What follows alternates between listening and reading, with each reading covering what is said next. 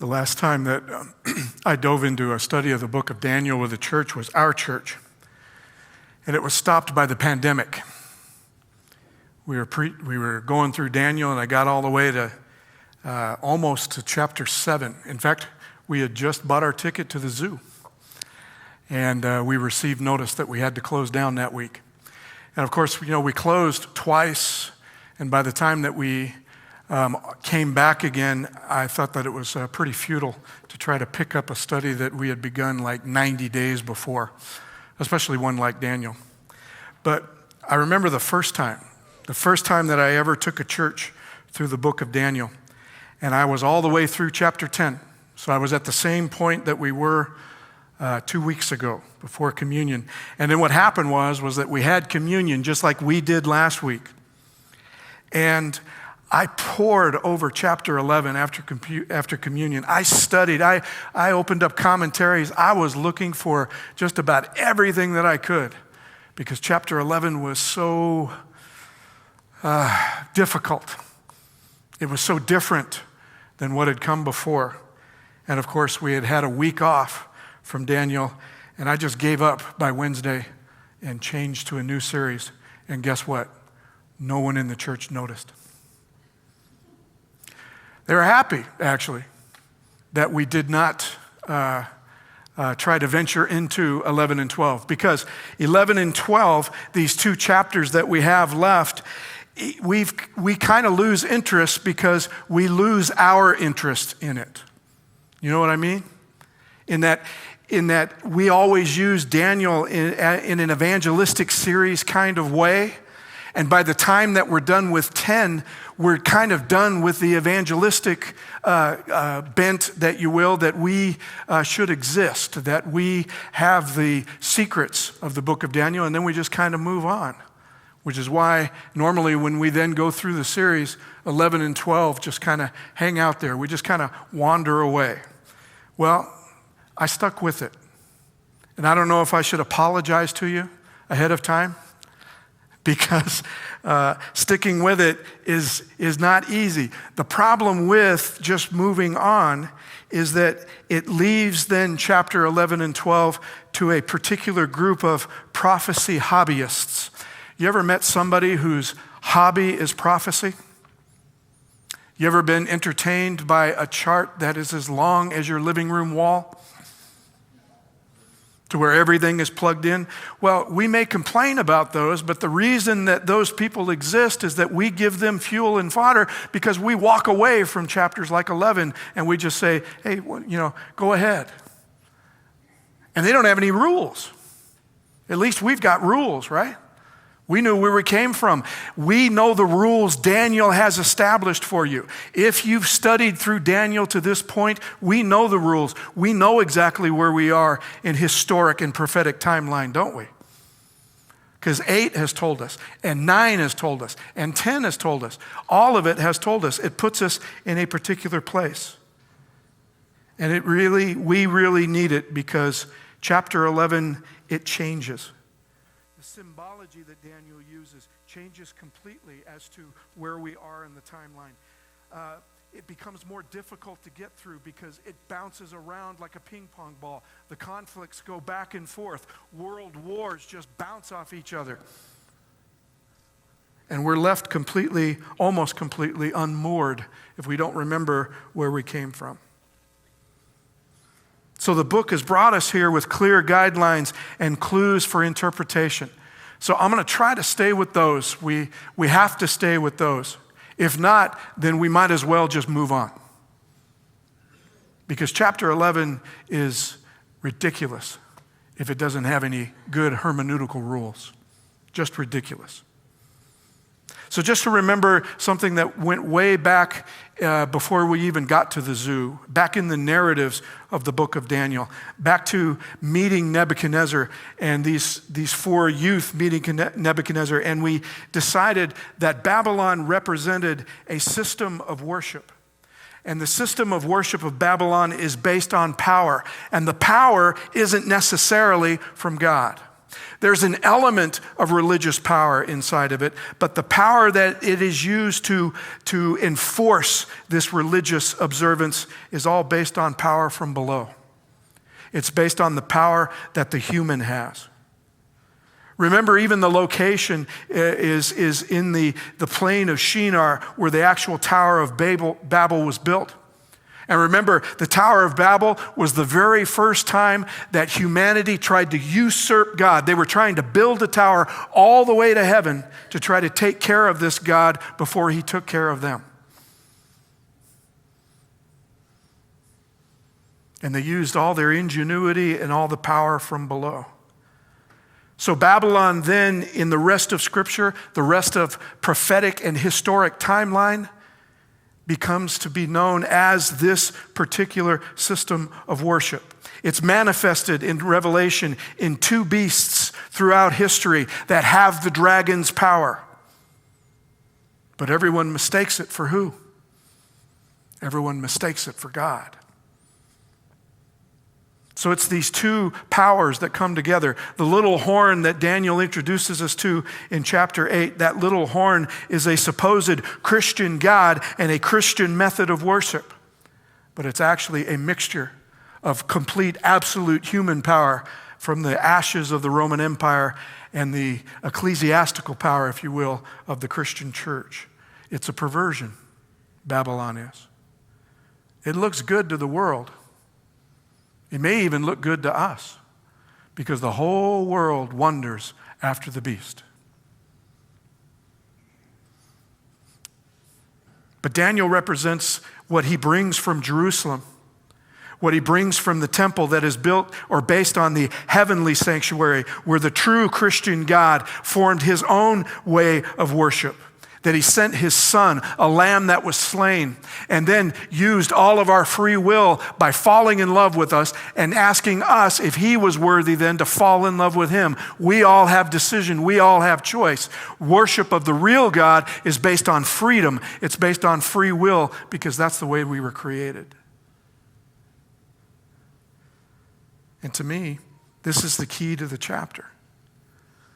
And if not, if we don't understand that, if we don't understand these two competing forms of worship, these two competing gods, if you will.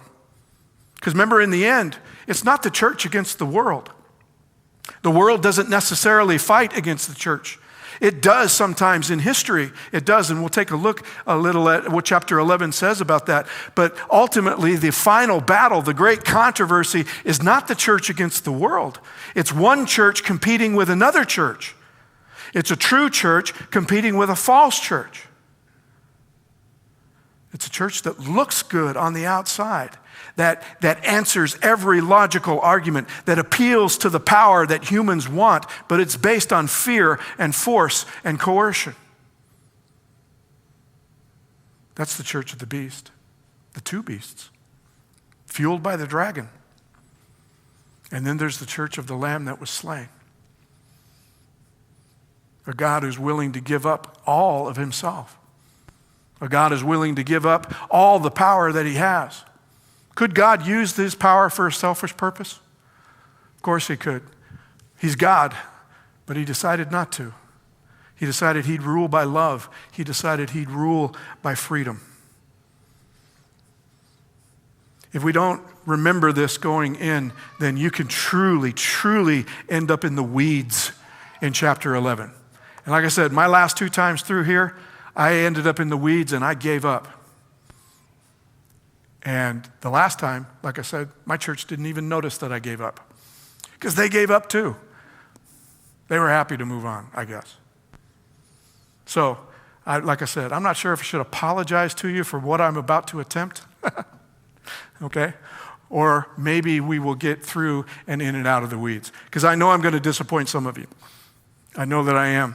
Because I don't think this is about being able to key historic events with the battles and the wars and the conflicts that's described in chapter 11. I don't think it's about, I think what we need to take a look at is the language that Daniel uses here compared to what he was using in chapter 10 and chapter 8. You with me? All right, let's give it a shot. Daniel 11:1. In the first year of Darius the Mede, I arose to be an encouragement and a protection for him. Now, this has nothing to do with the prophetic timeline, except that Daniel is letting you know where we are. He is now saying, this is not the future, this is not the past, this is where I am right now. And by the way, the narratives ended here too, with Darius the Mede. Darius is the king that threw him into where? That threw him into the lion's den. So to me, the amazing thing is that Daniel says, after all this, after the vision that he received in chapter 10, the assurance that God would be there throughout history, no matter what happened in the historic part, no matter what happened on the worldly kingdom side, God's presence in the high priest that showed up in chapter 10 is that he's there, that he's present. I'm going to be with you to the end. And Daniel takes that as encouragement, because the beginning of this chapter, he's not flat on his face, near dead. He's not sick as to what he has seen. He's actually encouraged, and he's decided to go give who encouragement? He's decided to give Darius encouragement. See, he knows that Darius' kingdom is about to fall. He's seen the timeline. He knows what's coming. And he actually goes to encourage him. Imagine that.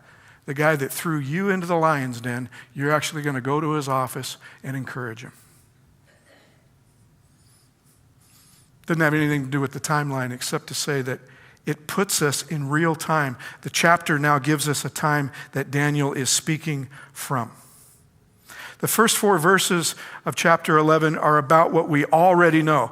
We've already been here. He words it a bit differently, but we've already been here. We know where we're going and we know where we are. I'll tell you the truth. Behold, 3 more kings are going to arise in Persia. Then a 4th will gain far more riches than all of them. As soon as he becomes strong through his riches, he will arouse the whole empire against the realm of who?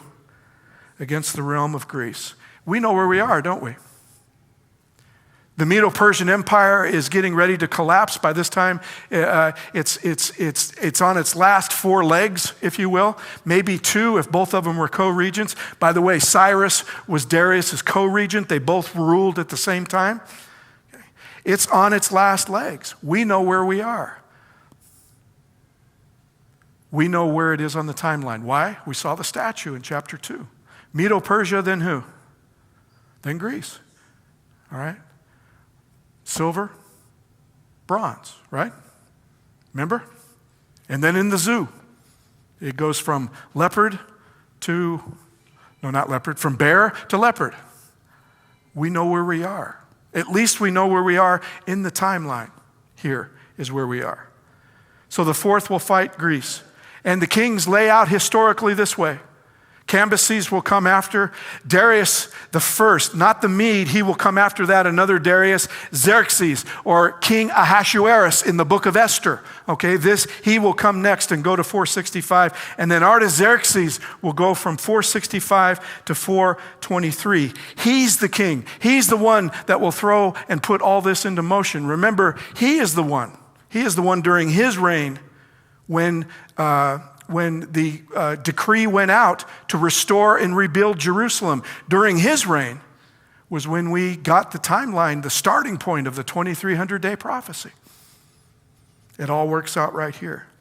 And this has pretty much been established, especially in Jewish tradition, all the way back to the 11th century, these 4 kings, to be able to establish this.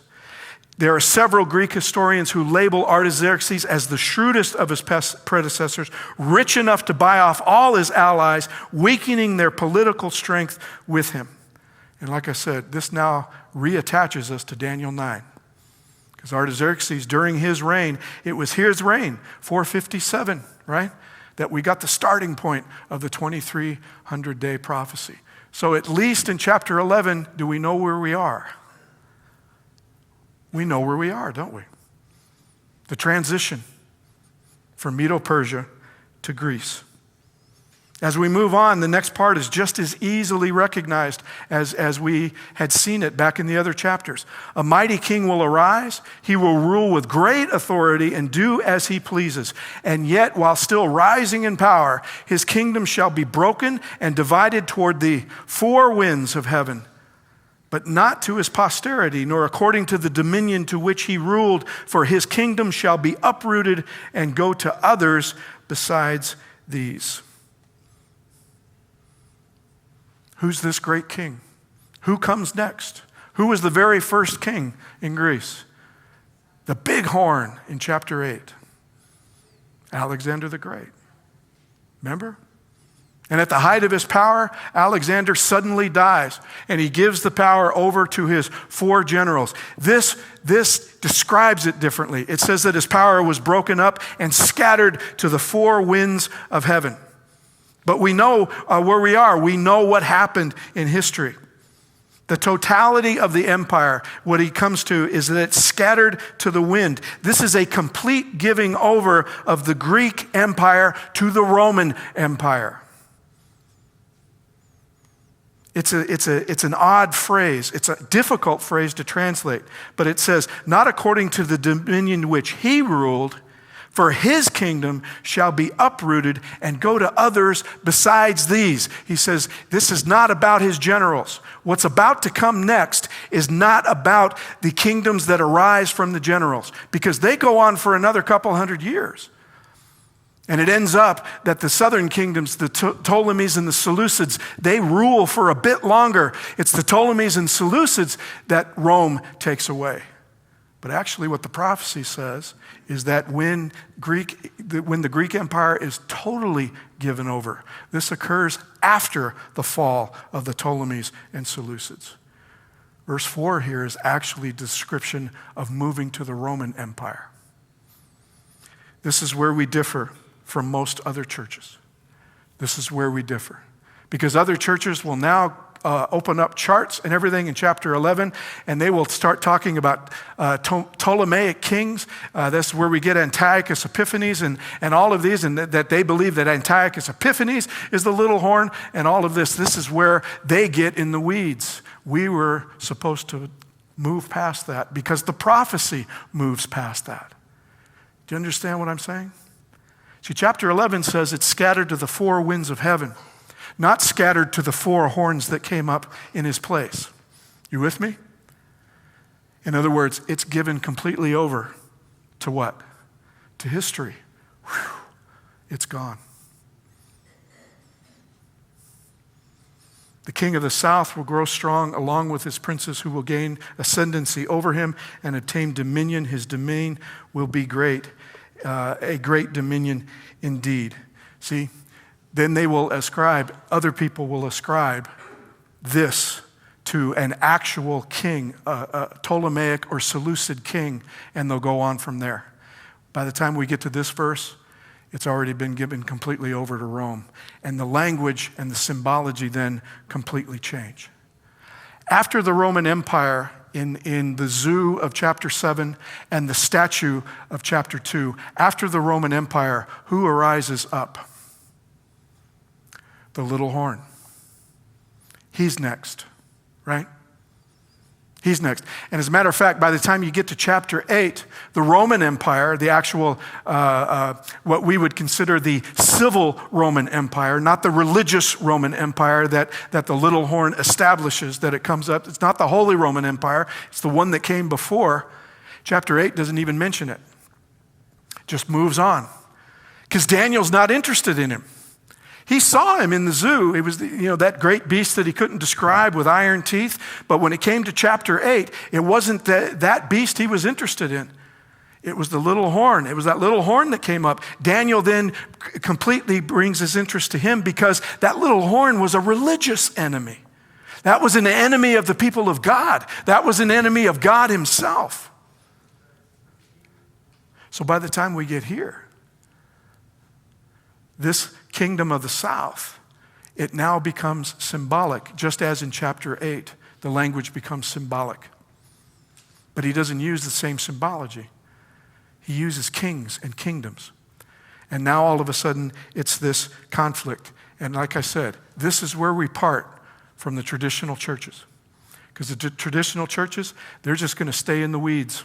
and talking about generals and kings and empires from the end of the Greek Empire to the Roman Empire, and then it's going to move to Caesars and everything else. And by the time that they get done all completely with the Roman Empire, they've run completely out of time. There's no more time for them anymore. We've always looked at this as a spiritual war, as a spiritual enemy. And the king of the north and the king of the south represent where we have already been. The north and the south narrative has nothing to do with the empire remnants of Greece or the rise and fall of the Roman Empire. But it's the spiritual war that the little horn begins to lead in chapter 7 and 8 and all the way down to the feet and the toes in chapter 2. That's what this is concerning. See, the structure of chapter 8 and 11 are the same. Medo-Persia, we just read in verses 3 and 4. In verse 2. In verses 3 and 4 is when it happens in chapter 8. In chapter 8, Greece is verses 5 to 8. In chapter 11, we just read those, verses 3 and 4. Rome is verses 8 and 9. Rome then is in 4. Rome is only mentioned as Greek completely transitioning over. That's where it falls. And then we're down to the little horn. In chapter 8, the little horn comes next, verses 9 through 12. In verses 5 through 39, we're talking about 30 verses are all about the conflicts of the north-south. And the only way that we can make sense of it, the truly only way we can make sense of it, is to liken it to the spiritual war that the little horn started in 457 BC. You with me? 538, sorry. 457, 2300-day prophecy. 538, the 1260-day prophecy, that the little horn reigns. That's what the north-south conflict is about. And then the end time, verses 13, 14, 17, and 25, and at the very end of this narrative, verses 40 to 45, is the end time. Y'all get what I'm saying? You get it? See, now you can dive back if you want to. If you want to, you can dive back into verse 5 and just read all through that. And you don't have to worry about signing conflict with conflict here and there, and generals and kings and everything. Why? Because this is the spiritual conflict that the little horn brings and reigns upon this planet. 538, 1798. Then another beast, a two-horned beast, continues to go. We've always looked upon the great controversy as not a physical conflict, but a what? A spiritual conflict. It's between these two. And that's why I don't think that we have to get bogged down in trying to assign somebody, some king, some general, some church, somebody, somewhere, some prophecy to this north-south conflict. Because like I said, you got the north fighting with the south. You got the north aligning with the south. You got the north fighting the people of God. You got the north aligning with the people of God. You got the south attacking the people of God. And you got the south aligning with the people of God. All over the place. And if you want to, you can comb through, Greek and Roman history to try to find generals to fit in with each and every one of that conflict. And believe me, when we do, there's something about apocalyptic prophecy. Can you study apocalyptic prophecy without driving yourself insane? Well, the only way you can is to know that God's in charge of all this. And that's where we're at. We have to stay within the place that Daniel has put us. We need to look at where Daniel has put us and know what we're looking at before we even venture in there. So let's review the little horn. In chapter 8, what did he say the little horn would do? What would he be responsible for? It said that he would rise to the heavenly host and even do war against the prince of princes. Remember that? It said that he would desecrate not the earthly sanctuary, but what? The heavenly sanctuary. He would abolish the daily sacrifice. He would grow towards the beautiful land, and eventually he would destroy the holy people. Again, the little horn had complete power over the saints to persecute, to pound, to ground down the saints from 538 to 1798, ending at the French Revolution. And yeah, it was mostly, yes, a Roman Catholic power, but the last 200 years of that prophecy, it was a Protestant power too. Imperial Protestantism. And then after 1798, by the way, when we take it to Revelation and begin to further the timeline, after 1798, there's another beast with 2 horns that is waiting, that rises up out of the land. He finishes the work. He creates the image of the beast. So remember what the little horn does. So take a look. We'll look at a few of these verses within the north-south conflict and show you. So you remember, he rises to heavenly host and against the prince of princes himself, right? Well, verse 36 in chapter 11. Then the king will do as he pleases. He will exalt and magnify himself above every what? Above every god, and speak monstrous things against the God of gods. And he will prosper until the indignation is finished. For that which is decreed will be done. He'll show no regard for the gods of his fathers, for the desire of women, nor will he show regard for any other god. For he will what? He will magnify himself above them all. So you see the kingdom, the king of the north? He already is lining himself up with the little horn in chapter 8, isn't he? The little horn said it would desecrate the heavenly sanctuary and abolish the daily sacrifice. In verse 31 of chapter 11, it says, forces from him will arise, desecrate the sanctuary fortress, do away with the regular sacrifice, and they will set up the abomination of desolation, grow towards the beautiful land. In verse 16, it says, but he who comes against him will do as he pleases. No one will be able to withstand him. He will also stay for a time in the beautiful land with destruction in his hand.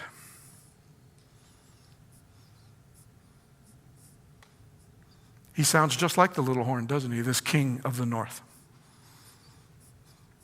How many understood and knew before today that in chapter 11, the king of the north was the little horn?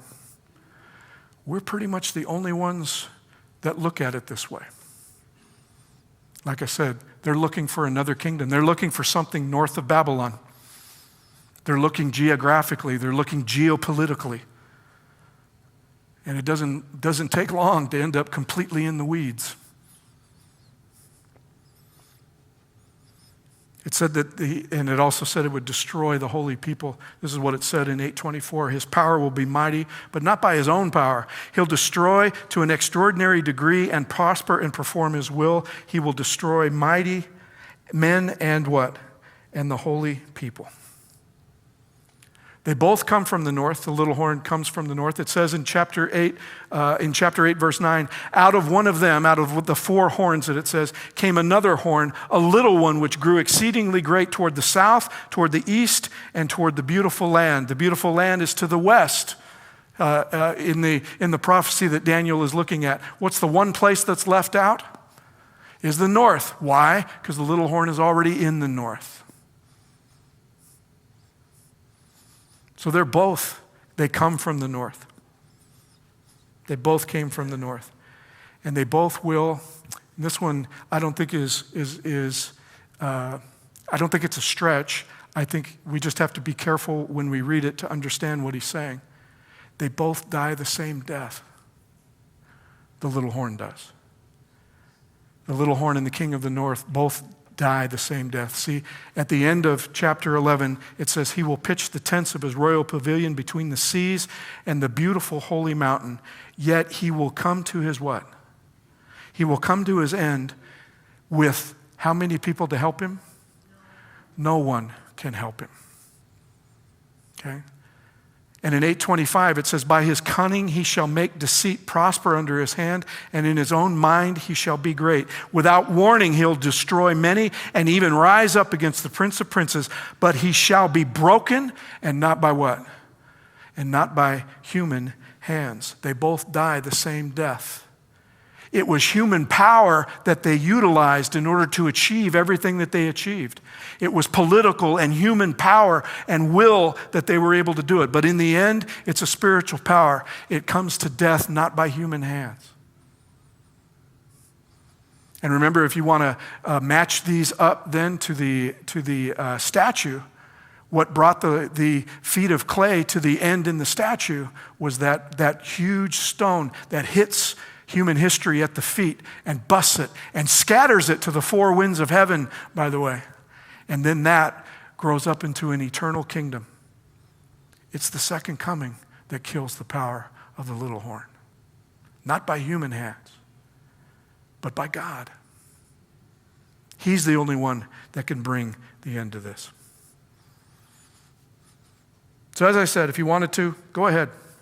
You can try and go through chapter 11. Match the nearly 2,000-year history of conflicts and wars and kings and Catholics and Protestants and political powers and fights and religious undertones. And you'll end up with the same result, by the way. Nothing but millions of dead, millions of gallons of blood shed, thousands upon millions of martyrs.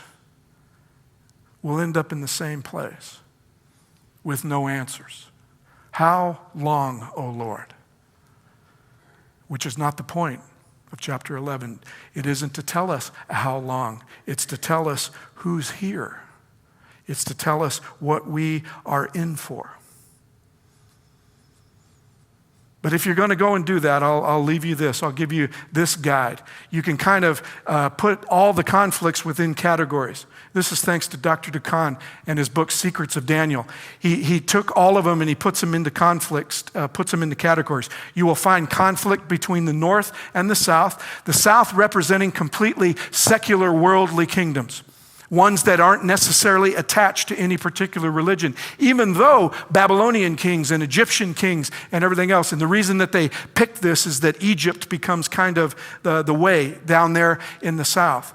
Okay? But the south ends up in prophecy being these worldly kingdoms that don't necessarily have a religious bent, even though Nebuchadnezzar. Why? Is because the leaders or the kings of those empires actually believed they were gods themselves, didn't they? Nebuchadnezzar believed he was a god himself. So did all the pharaohs. All the Caesars did too, by the way. Then you'll have an alliance between the north and the south when they'll get together. That is the essence of Babylonian worship, is when the two get together. Is when the church begins to use worldly power to try to get people to worship their God.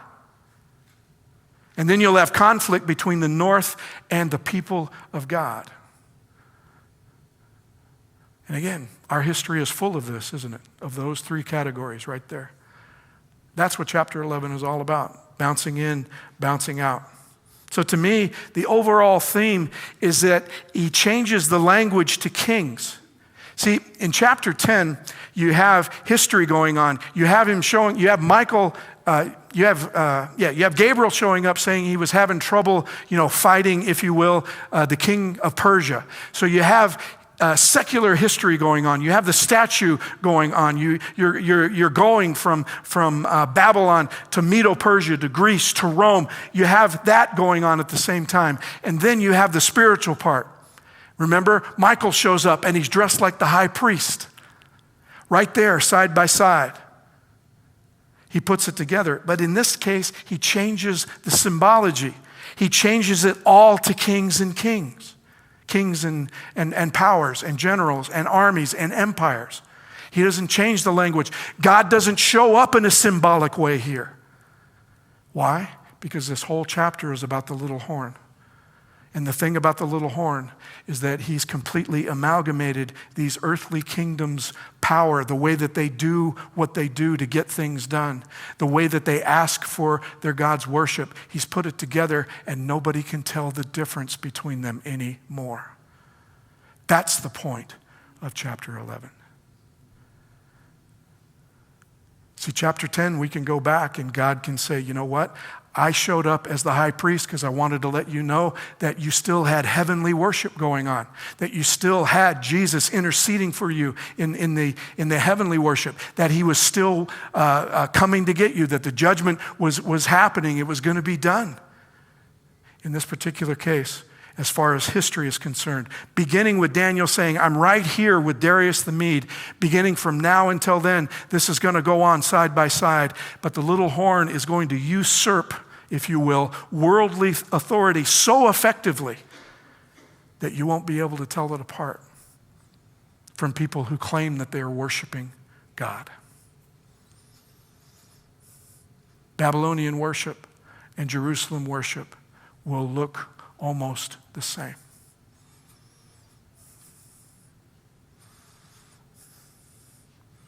We spend so much time using prophecy as a way to dissect the differences. We always need to know the differences. I want to know the difference between the church of the beast and the church of the Lamb that was slain, when the problem might be is that they look almost the same. It looks too alike for us to be able to discern false from true.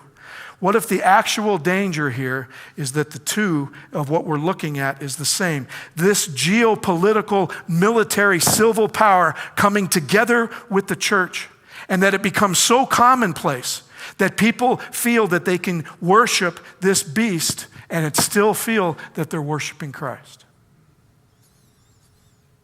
See, the dragon uses both powers. He brings them together in these historical and present and future beasts, all the way to the end. The king of the north and of the south is this worldly statue in the zoo side by side. You can't tell the difference. They use the same tactics. The world uses the same tactics as the church. The world exercises power over like nobody ever could. The Roman Empire exercised power over as no one can. The superpowers from the Cold War till now, we exercised power over like nobody could. There's nothing wrong with that as long as we recognize that that's how the world operates. The problem is when the church begins to operate that way. You with me? When they bring those two together, that's Babylon. That's the little horn. And I think chapter 11 is telling us, you can't tell the difference between the little horn and the worldly powers. In a way, it doesn't matter who's in the north and who's in the south. Why? Because they're both exercising the same tactics and the same power. They're exercising power over. When the church of the Lamb that was slain actually exercises power where? From under. See, the church of the Lamb that was slain is based on the philosophy that God gave up all of his power in order to die for you and me. Not to will his will or his authority over us, but actually come up from within, plant seeds within us, so that the church would act the same way.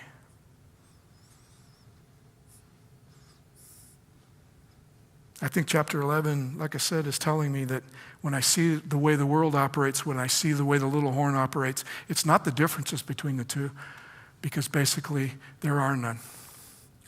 They use the same tactics. They use the same fear and force and coercion. And why? Because it gets results.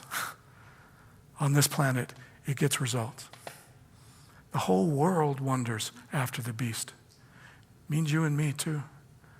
Means on any given day we look and say, you know what, that looks pretty good. Anytime I want revenge on somebody, I'm saying to the beast, you know what, your way of power looks pretty good. Anytime I'm looking for vengeance, anytime I'm looking to will my power, my authority, whatever it is, religious or worldly or whatever, my riches, my military strength, anytime I'm looking to lord that over somebody else, I'm now acting more like the beast than I am the Lamb that was slain.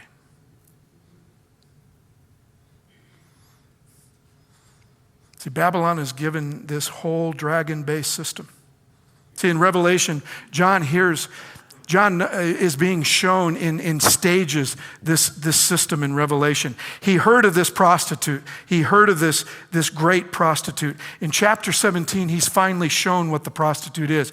Like I said, up until now, he's heard him in a couple of chapters. He's heard of her, if you will. But now he's actually shown her in chapter 17. And this is what she looks like. It says, this is what he saw when he was shown. He carried me away in the spirit into a wilderness. Remember the last time that he saw a woman in the wilderness, you know who it was? It was the church. See, because the little horn, or the beast, if you will, or the dragon was persecuting the church, and God protected her by sending her into the wilderness. And when John saw her, remember, she was standing on the moon, she was clothed in the sun, and she had a crown of stars. She was absolute perfect light, being protected in the wilderness. Now he's carried back to the wilderness, and he sees a woman sitting on a scarlet beast that was full of blasphemous names, and it had 7 heads and 10 horns. The last woman that he saw in the wilderness was who? The church. Now he sees this prostitute. And the reason that he's amazed is why? It's the same woman. There's no other woman in the wilderness to see. She has stepped out of her podium of light, and she's now riding on this scarlet beast. And by the way, the scarlet beast has 10 heads and 7 horns, which means he looks exactly like who? Like the dragon.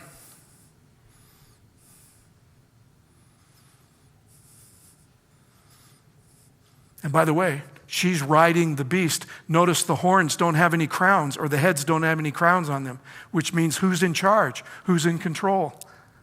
She is. The church is. So now instead of being persecuted, she's doing the persecuting. She's using nations, co-opting them and their power to accomplish this. And John says this, he says she was dressed this way. She was clothed in purple and scarlet, adorned with gold and jewels and pearls, holding in her hand a golden cup of abominations and the impurities of her fornication. And on her forehead was written a name, a mystery. What? Here is the second time that Revelation uses the word what? Babylon, the great mother of horrors, of earth's abominations. See, Babylon, impressive power with an impressive ruler, pawning themselves off as a church, as a religious power, if you will. Fear, force, coercion. Daniel and his friends were enlisted as priests by Nebuchadnezzar. He had all the power of the world, and he was forcing them to become his priest. This was a religious and geopolitical power, if you will. And he tries several tactics to get them to worship them. He even threatens to kill them. Babylon's spirit, this harlotry of removing choice in order to worship, religious freedom now becomes the label of the difference between the two. Nebuchadnezzar didn't just defeat Judah and take it captive. He defeated Judah's God. Remember his last time in, he walked right into the temple. He took the objects of worship and he burned the temple to the ground. That way, when he got back to Babylon, he could look at every Judaic captive and say, I not only defeated you, I defeated your God.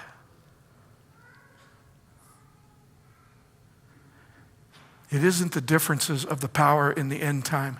It's the sameness.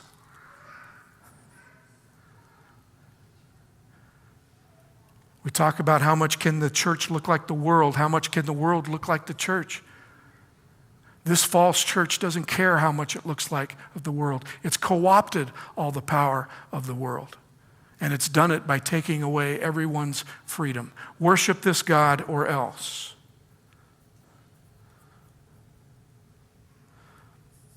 To me, this is the way that it is in the end time. This is what chapter 11 is about. Philip Yancey, in his book, Vanishing Grace, may help us just a little bit. Maybe this will open up some things for you. Why is it we seem to care more about people, okay, let me start again. Why is it that he's speaking of the church, that we seem to care more that people know what we believe on any particular issue as opposed to caring that other people know we care for them? Today's church, we care more about people knowing that we believe something than we believe in caring for people. Two kings, Herod and Jesus, personified very different kinds of power. Herod had legions of Roman soldiers to enforce his will, and history records how Herod used his power. He stole his brother's wife. He locked up all dissenters. He beheaded John the Baptist as a party trick. Jesus too had power, but he used it compassionately to feed the hungry, to heal the sick. Herod had a gold crown, palaces, guards, and all the visible tokens of royalty. Jesus, the closest thing to a formal coronation or Messiah's anointing, occurred in an embarrassing scene when a disreputable woman poured perfume on his head. He got the title King of the Jews as a criminal sentence. His crown made of thorns were merely one more source of pain. And though he could have called on a legion of angels for protection, he declined. Consistently, Jesus refused to use the coercive power. He knowingly let one of his disciples betray him and then surrendered himself without protest to his captors. It never ceases to amaze me that Christian hope rests on a man whose message was rejected and whose love was spurned, who was condemned as a criminal and given a sentence of death. Later on, he says, when Jesus lived on earth, he made the blind to see and the lame to walk. He'll return to rule over a kingdom that has no disease or disability. On earth, he died and was resurrected. At his return, death will be no more. On earth, he cast out demons, and on his return, he will destroy the evil one. On earth, he came as a baby born in a manger. He'll return as the blazing figure described in the book of Revelation. The kingdom he set in motion on earth was not the end, only the beginning of the end that leads to the beginning that never ends. Anyone, even a half-breed with 5 husbands or a thief dying on a cross, was welcome to join this kingdom. The person was more important than any category of belief or doctrine. Outsiders regard church people as moralists who want to impose their head beliefs on a diverse society. As philosopher Miroslav Volf noted, when a religion, any religion, tries to force itself on others who do not share its belief, it creates a backlash and stirs up opposition. Evangelicals, the mainstream church in America, led the fight for women's suffrage and the abolition of slavery. They also fought against both movements.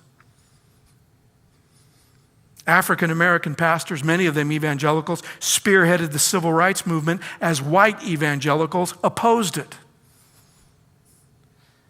In the 1980s, Jerry Falwell urged American Christians to buy gold Krugerrands and to promote U.S. investment in South Africa in an effort to shore up the apartheid regime. Currently, evangelicals take a prominent role in supporting pro-life legislation, but also championing the death penalty, gun rights, and military ventures. Do we believe that just nobody notices the discord?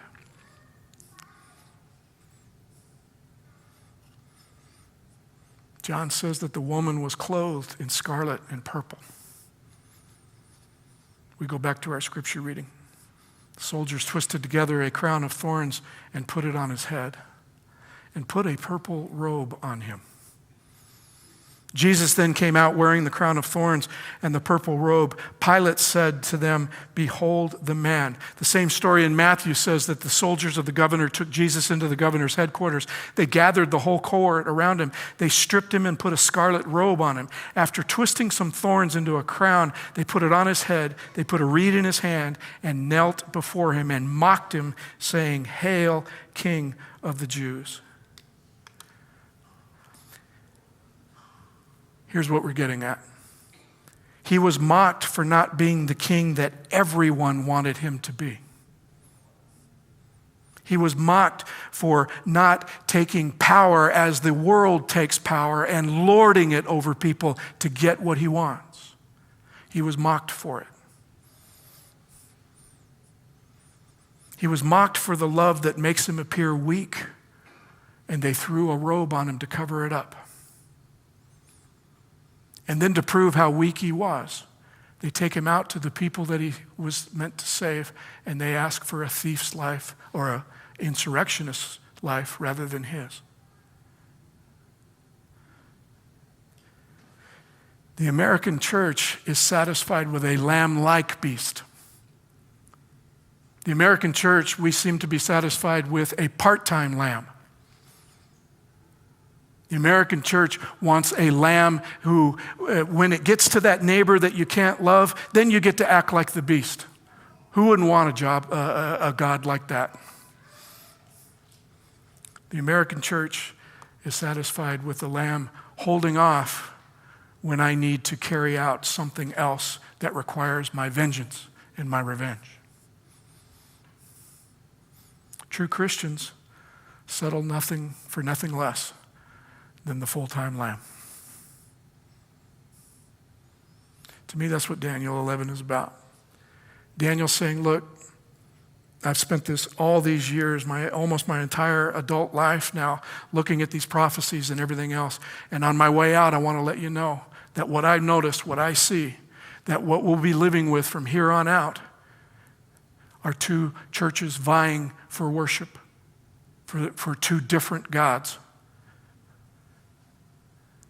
And you'll have a worldly power and this false church, and you won't be able to tell the difference between the two. And you probably shouldn't even waste time trying. And what we should do is what Jesus was mocked for. To love how many people? Everybody. And to welcome them into the kingdom prepared before the foundation of the world. So if we do, just a warning, if he was mocked for it, guess who'll be mocked for it? And where will the mocking be coming from? From the world? No. In fact, the world admires us when we do what Jesus does, when we do what he asks to be done. The world actually admires us for that. You know where we get the garbage from? We get it from those who claim to be a church, in the church of Jesus Christ. So, I'm ready to be mocked. How about you? And when they do mock me, I'm coming to you for comfort. You're my church, okay? And when they do mock you, you can come back here, all right? Because you won't get it here. If you've decided to love as much as Christ has loved you, you will not get mocked here. And bring those people that you love, that the church threw away a long time ago. And let them mock, and let them line up with the world. Here, we'll celebrate the kingdom. So, thanks for going through the weeds for me. If you want to go back into the weeds, go right ahead. Just take these guidelines with you and remember maybe it isn't what Daniel wanted us completely to know, but for me right now, it's just, I don't know, looking around us, I see this being fulfilled before us every day. And we need to make sure that our doors are open. We need to make sure that this place is safe. We need to make sure that no one would miss the grace of God. So, we will do 12. Okay, we'll go one more chapter. In fact, I think chapter 12 is not quite as weedy as this one is, but we will do it. We are going to finish. I promise you that I would. But thank you all. Thank you for gathering in the weeds with me.